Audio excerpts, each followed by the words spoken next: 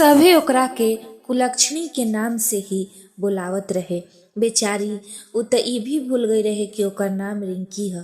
रिंकी के जन्म लेते ओकर माई मर गईली। कुछ बड़ भय तो ओकर पाले वाली दादी भी मर गईली। ओकर बाबूजी शहर में काम करत रहन और ओकर परवरिश खातिर ओकर चाचा के पास रुपया भेजत रहन, मगर चचेरा भाई बहिन की तरह ओकरा प्यार ना मिलल, ना ही कपड़ा लाता। चाची दिन रात काम करवावत रही और कुलक्षणी कह के डांटत मारत रहत रही।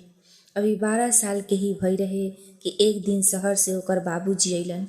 उ बड़ा बीमार रहन। लोग फुसफुसा के कहत रहे कि कोई बड़ी खराब बीमारी लाग गइल बा। रिंकी के चाचा चाची दोनों बाप बेटी के खाना देवे से मना कर देलस। त रिंकी अपन कोठरी में ही केहू तरह ईंटा के चूल्हा बना के आपन और बाबूजी खातिर चाउर बनैलस। दोनों बाप बेटी माड़ और भात खैली सन। रिंकी के पकड़ के ओकर बाबूजी बड़ा जोर से रोए लगलन और कहे लगन कि तहरा देखे खातिर हम पैसा भेजत रही, मगर सब अपने में खा जात रहसन। हम ही बेकार बाप बानी जो तहार खबर ना लेनी। अब खुद बीमार होके लौटल बानी त तहरा के देख ली। रिंकी अपन बाबूजी के रोता देख खुदे रोवे लागल। पिताजी कुछ पैसा देलन त राशन आयल। ओकरा बाद दोनों बाप बेटी खुशी खुशी रहे लगली सन। नियति के शायद रिंकी के खुशी देखल ना गईल और एक दिन ओकर बाबूजी काम से आते वक्त भीग गईलन और बुखार के कारण उनकर मौत हो गई। चाचा ओकर बाबूजी के श्राद्ध कर्म कइलन और ओकरा एवज में सारा खेत और मकान ले लेलन। इनकी फिर से कुलक्षणी कहाए लागल। बढ़ता उम्र के देख के एक दिन चाचा ओकर शादी के बाद चलेलन त चाची चाचा पर आंख तरेरे लगली। बेचारा चुप हो गईलन, पर गांव वाला अक्सर रिंकी के शादी खातिर ताना देत रहे। एक दिन मंदिर में ले जाके एक अंधा से ओकर विवाह कर देल गई। रिंकी पहले से स्वयं ही अभागी रहे। उन्नति के स्वीकार कर अपन गृहस्थी संभाल लेलस। पति के साथ खेत में काम करे जात रहे और आपन गुजर बसर करत रहे। एही बीच रिंकी के एगो बेटी भइल। एक दिन रात के बिजली तेज कड़क रहे और मूसलाधार बारिश भी होत रहे। रात में बकरी के मिमियाए की आवाज सुन दोनों मर्द मेहरारू बकरी के पास गईली सन त रिंकी देखलस कि एक बहुत बड़का सांप कुंडली मार फुफकारता। उ जब तक आपन पति के दूसरा ओर खींची तब तक बिस्तर अंधा के डस लेलस। उ भागल भागल वैद्य के पास गईल, उनका के दवाई देलस। कुछ लोग विष उतारे खातिर मंत्र तंत्र करवावे के कहलन। उ सब कैलन पर अंधा के सांस धीमी परत चलत गईल और फिर उ कुलक्षणी हो गई। ओकर मन करत रहे कि उ प्राण त्याग दे, मगर बेटी के मुंह देख के उ अपना आप के रोक लेत रहे। पति के मौत के 20 दिन हो गई रहे और उ बेटी के गोद में ले के दूध पिलावत रहे। आपन किस्मत परवत रहे कि ओकर पड़ोस के देवर अइलन और ओकरा के खूब सांत्वना देवे लगलन और अपना साथे शहर चले के कहलन। शहर में रोज काम मिली ई लालच से उ देवर के साथ आवे खातिर ट्रेन में बैठ गई। जब उ शहर पहुंचल त देखलस कि एक एक कमरा में 5 लोग रहेलन। सब मर्द, बस एगो उहे औरत रहे तो उ भीतर से कांप गई।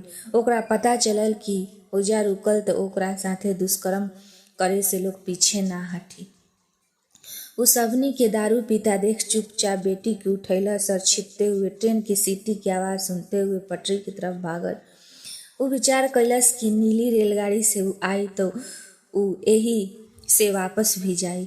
ई विचार करके उ ट्रेन के दरवाजा के पास फर्श पर बैठ गई, पर बेटी जोर जोर से रोए लागल। वह ओकरा गोद में हिला हिला के चुप करावे लागल। ई ट्रेन आवाज करते हुए खुल गई। जब ट्रेन के लाइट से उ देखलस तो देखलस कि नीला रंग के बहुत सारा ट्रेन खड़ा बा तो ओकर होश उड़ गई। ट्रेन में रफ्तार पकड़ लेलस। ओकरा उ 1-2 लोग से पूछल चाहल कि रेलगाड़ी कहाँ जाई तो लोग ओकरा के भिखारी समझ के कुछ सिक्का पकड़ा देस। पहला बार उ सिक्का फेंक देवे के मन होत रहे, मगर ओकरा पास दोसर कोई चारा ना रहे। उ भीख मांगते हुए बम्बई में पहुंच गई। जब उ केहू से सुनलस कि बम्बई ह तो उ कूद के उतर गई।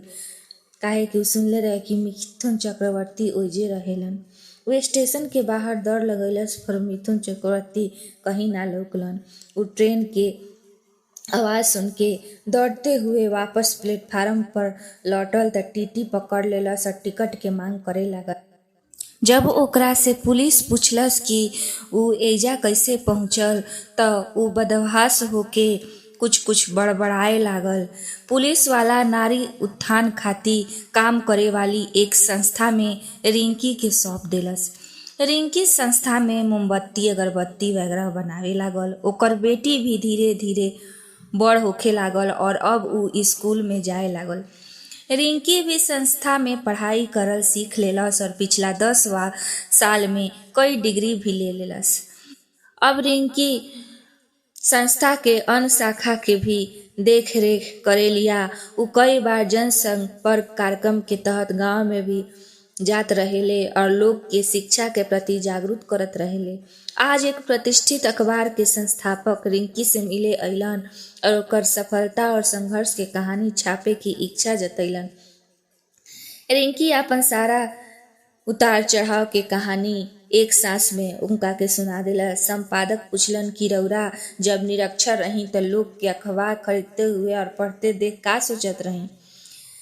रिंकी हंसते हुए कहलस कि हम पहले सोचत रही कि लोग कबाड़ी के दुकान में किलो पर मिले वाले चीज को पेपर वाला से काहे लेता और हमरा लागत रहे कि शायद लोग अखबार तस्वीर देखे खातिर लेता।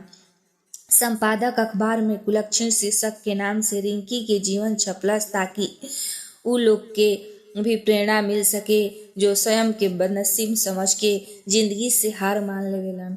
दोस्तों, ई कहानी रउरा लोग के कैसन लागल? अगर कहानी अच्छा लगे तो लाइक करी, सब्सक्राइब करी और कमेंट के माध्यम से जरूर बताएं कि ई कहानी रउरा लोग के कैसन लागल।